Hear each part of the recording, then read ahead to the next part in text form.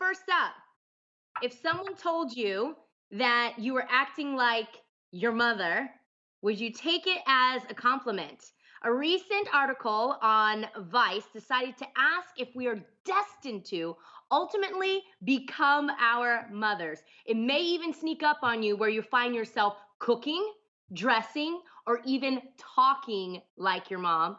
Psychologists say that this could be because of inherited patterns you gain just by watching your mom over the years, so far back as like, childhood.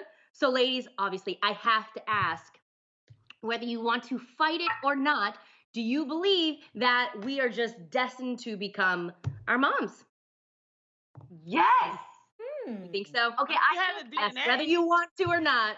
Okay, Amanda, help me. Is it genealogically, like if it's through genes and logically, it can happen? Genetically, thanks.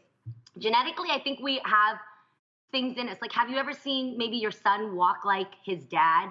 Yep. Or maybe the way your daughter coughs, it looks like your mom. There's certain things that just are built in, right? But I think that when we're super aware of the things that we don't like from our moms, we may try to correct it. Mm-hmm. But I notice when I get older, you start to not care as much, and those things just become innate, and it just comes out of you. And until somebody says you're acting like your mom, you realize.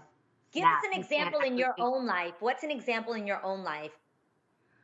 I worry too much about the little small things. Like, my mom lives in her DMs, and she constantly all day sends me messages of things that we can't always help, where people have got personal relationship situations and they just feel like they can talk to Mama Mai. So they'll tell her things, and I always tell her, Mom, you can encourage them, but like, be careful about getting too swept up in those DMs, because a lot of those messages, they get really heavy and they can wear you down. I'm there now. Because I think in the quarantine I have so much time, so I'm in my DMs and I'm reading the messages, and I just read people's stories, and you just feel so helpless. And I think it's just an amazing amount of empathy that my mom has, but it's also it's that separation you need to learn to not let people affect you and change your whole day because of things you read. But I'm there now, so I talked to Jay about a lot of these things, and he's like, "You sound like the type of text messages your mom sends me all day." And I'm like, "Yeah." So I'm noticing I get like that even though I can't help it. You know what I noticed? When I was a little girl, my mom would cook and she never used measuring tools. And everything to taste. That, it was like everything to taste. And I was like, that's not right. When I was like, when I was learning how to cook, I'm like, no, you're supposed to use 1.5 teaspoons. And she's like, no, I use love. That's how I measure. Like she just does it, right? And so I was like, no, that's not, right. Especially with me being an engineer, I always thought, if you're going to make something, make it the correct way. Well, now that I start cooking, I start cooking with love too. I was just like, throw a pinch, throw 2 pinch, throw a dash, So I think in that way, I'm kind of like becoming my mother too. And I can see what she meant by, you just have this feeling when you're cooking, okay, this is how much I want to put in, and that's called the love tap. That's what that is. I love that. When growing up, my mom was so strict that I was like, I'm never going to be like that.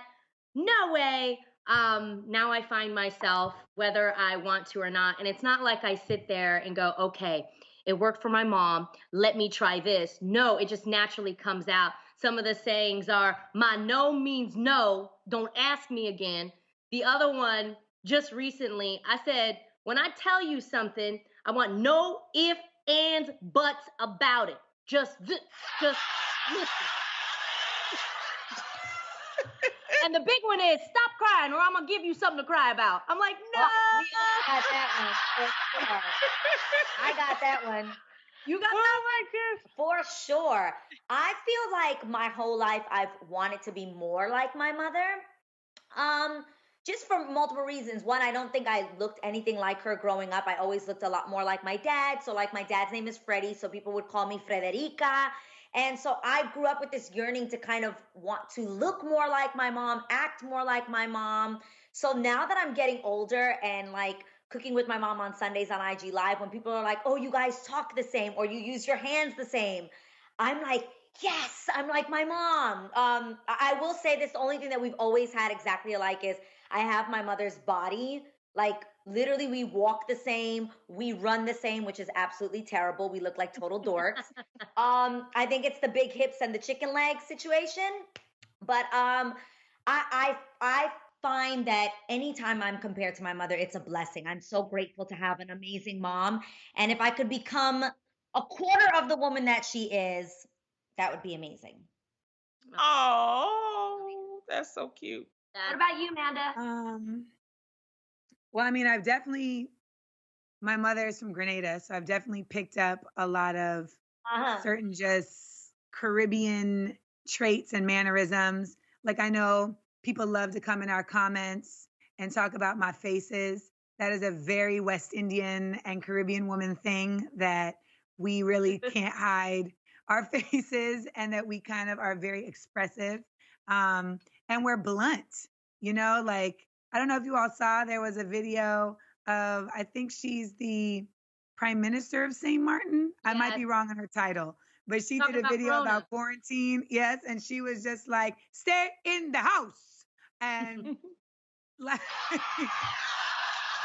there were people that were like, oh my God, she was so harsh. And I'm like, she sound like my mama. Like, this is just normal Caribbean directness. Yeah. So I think I've picked that up not only in my speech, but also just in my face. Like, my mom and I make like the same, like, furrowed brow. Like, we have a very similar furrowed brow, and it comes up in a range of reasons. Like, it could be something that's really serious or something that's just like mildly annoying, but you're still going to get the same level of brow.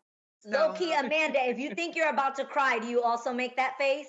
Like, you could be hearing someone's emotional story, but you'll look like what are you saying? Yeah, but it's like, really that like you're just trying to like make it make sense.